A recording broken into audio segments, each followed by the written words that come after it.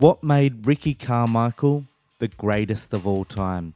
In this clip from our podcast interview with Ryno Hughes, he talks about a conversation he had with Ricky and how he knows his secret behind Ricky's success. It does. I remember Carmichael saying like he could feel every little pebble and rock on the track. Like he just had a really good ability to feel what was underneath him. So that's what you're sort of touching on, right? And then like other guys are more methodical with their style or their technique. Yeah, I think, Carmichael was very present because I remember talking to him. We did a rally car school and I was sitting next to him. I said, "Hey, dude, I know what your secret is." And he goes, "What?" He goes, I go, "You were so present. I don't feel that you were ahead of yourself or behind yourself or off the track or anything. Where that bike was where you were at."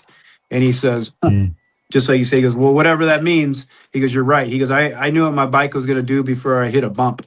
He goes, "I could feel rocks with my front wheel or my front tire," which we all can, but maybe he's brought it back even farther. You know what I'm saying? Because once you start to feel the more present you are with that motorcycle, the more it slows down. Because when I teach my riders or I ride and I feel the motorcycle, everything's in my feel of my wheels, my controls, my hips, all that. You're really feeling it and not allowing your mind to wander. You see how things slow down. You have more time to kind of get in technical positions or more time to prepare yourself for a situation.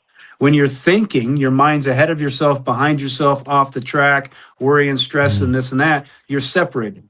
The mental, emotional part's here, the physical part's here. So you're going to always be a little bit behind the bike. And you can't say you're on because your focus is somewhere else.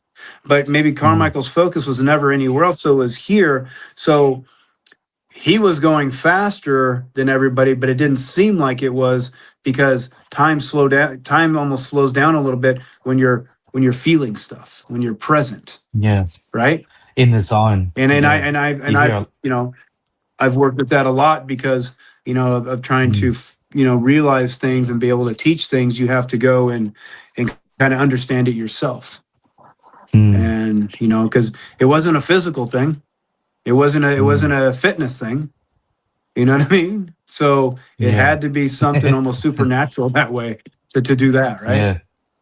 Well, even when he was like a fat kid, he was still smoking everyone. It's not like he was an athlete, but he was still way better than everyone, I mean, obviously he didn't get shredded until he had to try and beat McGrath. He was like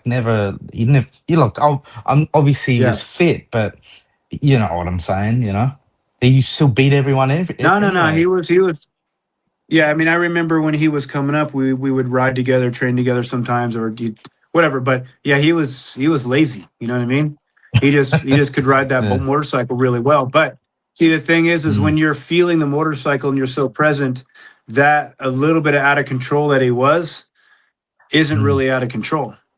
But when you're thinking about something or worrying about something, then that out of control is a little bit more because you're behind it.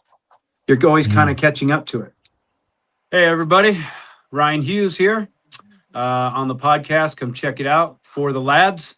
And should be a good one, as always.